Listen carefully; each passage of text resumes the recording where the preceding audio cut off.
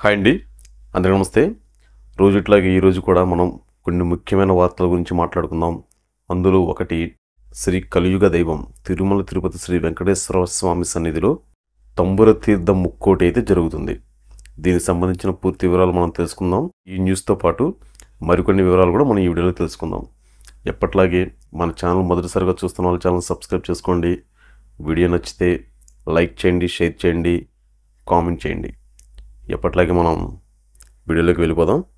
తిరుపతిలో 2 రోజుల పాటు తంబుర తీర్థ ముక్కోటి అయితే జరుగుతుంది. ఈ తంబుర తీర్థ ముక్కోటికి వెళ్ళే భక్తుల కోసం తిరుమల తిరుపతి దేవస్థానం విస్తృతంగా ఏర్పాట్లు అయితే చేసింది. దానికి సంబంధించి తంబుర తీర్థం ముక్కోటికి వచ్చే భక్తులను పాప వినాశనం నుంచి తిరుమలకు అనుమతించినట్లు అటవీ శాఖ అధికారులు వెల్లడించారు. ఉదయం 5 గంటల నుంచి 10 గంటల వరకు మాత్రమే భక్తులను అనుమతిస్తామని అధికారులు అయితే తెలిపారు. అంటే ఈ తంబుర తీర్థం ముక్కోటికి వెళ్ళే భక్తులని పాప వినాశనం నుంచి ఉదయం 5 గంటల నుంచి 10 గంటల వరకు మాత్రమే అనుమతిస్తారంట. భక్తులు అధిక సంఖ్యలో వచ్చేందుకు అవకాశం ఉన్నందున తిరుమల పాప వినాశనం మార్గంలో ప్రైవేటు వాహనాలకు అనుమతి నిషేధిస్తామని టీటీడీ అధికారులు అయితే తెలిపారు.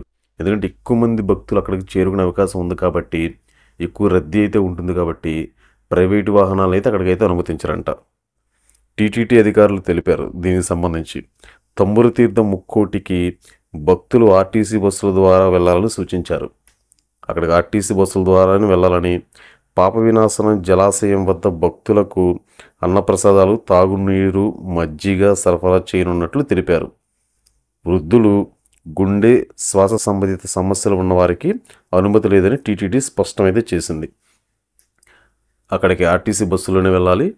తర్వాత అక్కడికి వెళ్ళే భక్తులకి పాప వినాశనం నుంచి అక్కడ అన్నప్రసాదాలు లాంటివి ఏర్పాటు చేయడమే కాకుండా, ఇప్పుడు వృద్ధులు, హార్ట్ పేషెంట్లు కానీ ఆస్తమా ఇలాంటి ఉన్న భక్తులను అయితే అనుమతించమని అయితే మాత్రం చెప్తున్నారు. తర్వాత పౌర్ణమి సందర్భంగా తంబుర తీర్థంలో పుణ్యస్నానాలు చేస్తే అంతా శుభం కలుగుతుందని భక్తకోటి విశ్వాసం.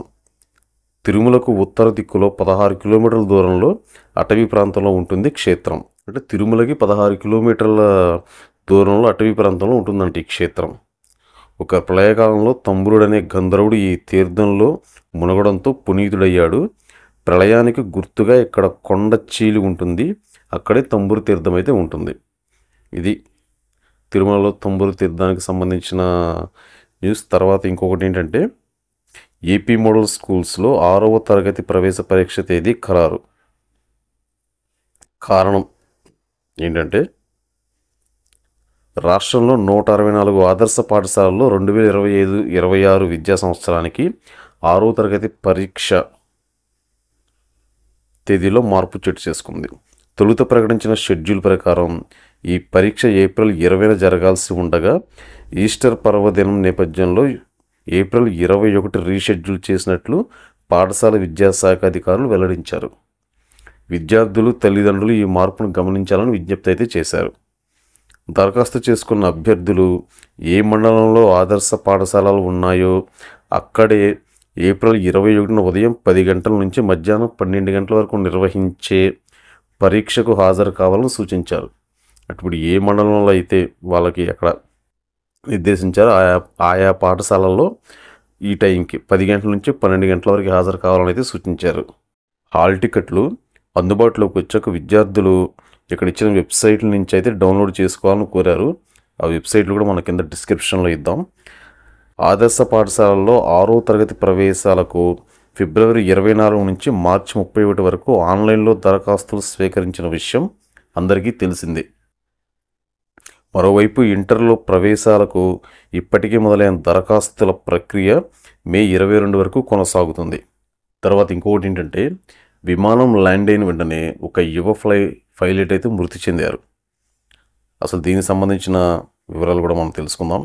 ఇది ఎక్కడ, ఎప్పుడు, ఎలా జరిగింది అంటే, విమాన సంస్థ ఎయిర్ ఇండియాలో పనిచేస్తున్న 28 ఏళ్ల పైలట్ గుండెపోటుతో మృతి చెందారు. విమానం ల్యాండ్ చేసిన తర్వాత అస్వస్థతకు గురై ప్రాణాలు కోల్పోయారు. జాతీయ మీడియా కథనాల ప్రకారం ఎయిర్ ఇండియా ఎక్స్ప్రెస్ పైలట్ ఆర్మన్ బుధవారం శ్రీనగర్ నుంచి ఢిల్లీలోని ఇందిరాగాంధీ ఇంటర్నేషనల్ ఎయిర్పోర్ట్లో విమానాన్ని ల్యాండ్ చేశారు. ఆ తర్వాత డిస్పాచ్ ఆఫీస్కు వెళ్ళిన ఆయన అస్వస్థకు గురై కుప్పకూలిపోయారు. తక్షణమే స్పందించిన తోటి సిబ్బంది ఆయన్ను ఆసుపత్రికి తరలించారు. కానీ దారిలోనే మృతి చెందినట్లు వైద్యులైతే ధృవీకరించారు. అంతకుముందు విమానంలో కూడా వాంతులు చేసుకున్నారని సిబ్బంది తెలిపారు. విమానం ల్యాండ్ అయిన తరువాత డిస్పాచ్ ఆఫీస్కి వెళ్లే ముందు కాస్త నీరసంగా కనిపించారని, ఆ వెంటనే గుండెపోటుకు గురయ్యారని చెప్పారు. తమ కళ్ళ ముందే సహ ఉద్యోగి ఇలా జరగడంతో వారు దిగ్భ్రాంతికి గురి అయ్యారు. ఆయనకు ఇటీవల వివాహం జరిగిందని చెప్పారు. ఈ ఘటనపై ఎయిర్ ఇండియా తీవ్ర విచారం వ్యక్తం చేసింది. ఆర్మాన్ ఆకస్మిక మృతి తీవ్రంగా చింతిస్తున్నాం. ఆయన కుటుంబం గురించి మా ఆలోచన అంతా. ఈ క్లిష్ట సమయంలో ఆ కుటుంబానికి మా సహాయ సహకారాలు అందిస్తున్నాం. ప్రతి ఒక్కరూ గోప్యత పాటించాలని, ఊహాగానాలు చేయవద్దని కోరుతున్నామని సంస్థ ప్రతినిధి అభ్యర్థించారు. ఈ ఘటన నేపథ్యంలో పైలట్ల పని గంటల గురించి మరొకసారి చర్చ మొదలైంది. ఇతని వయసు 28 ఏళ్ళు. ఇప్పుడు అసలు వయసుతో సంబంధం లేకుండా ఇలా గుండెకి సంబంధించిన ప్రమాదాలు అయితే చాలా చోటు చేసుకుంటున్నాయి. మొన్న ఈ మధ్య ఒక విద్యార్థికి, అంతకుముందు ఒక పాప, ఇలా మనం రకరకాలుగా రోజు ఇలా గుండెకి సంబంధించి ఇలా మరణించిన వారి సంఖ్య రోజు రోజుకైతే పెరిగిపోతుంది. వీళ్ళు చిన్న పెద్ద అని తేడా లేకుండా రోజుకి ఇలాంటి వార్తలు ఎన్నో చూస్తూ ఉన్నాం. ఇప్పుడు ఇతను నిజంగా ఇది వాళ్ళ కుటుంబానికి కూడా ఎవరు ఆ బాధ అయితే తీర్చలేంది. ఎందుకంటే అసలు ఈ మధ్యకాలం ఇలాంటి గుండెకి సంబంధించిన అసలు కేసులు అయితే చాలా ఎక్కువైపోతున్నాయి. ఇది అసలు ఫుడ్ వల్ల కానీ, వాళ్ళు ఎక్కువ స్ట్రెస్కి ఫీల్ అవ్వడం వల్ల కానీ, ఇంకా వేరే ఇతరత్ర కారణాల వల్ల కానీ, అసలు ఏదైనా కానీ ఇలాంటివి చాలా రోజు రోజుకి పెరిగిపోతూ ఉన్నాయి. దీనిపై కూడా కొంచెం జాగ్రత్తగా అయితే ఉండాలి. ఇదండి ఈరోజు వార్తలు. తిరిగి రేపు మనం కలుసుకుందాం. ఎప్పట్లాగే మన ఛానల్ మొదటిసారిగా చూస్తున్నాం, ఛానల్ సబ్స్క్రైబ్ చేసుకోండి. మీరు మీ విలువైన అభిప్రాయాన్ని కింద కామెంట్ రూపంలో తెలియచేయండి. ఒకవేళ ఏదైనా తప్పులున్నా సరే దాన్ని నేను సరి చేసుకుంటాను. మీరు నెగిటివ్ అయినా పాజిటివ్ అయినా సరే కింద మీ అభిప్రాయాన్ని తెలియచేయండి. మనం రేపు కలుసుకుందాం. అంతవరకు మన PSS తెలుగు న్యూస్ ఛానల్ని ఫాలో అవుతూ ఉండండి. Thank you.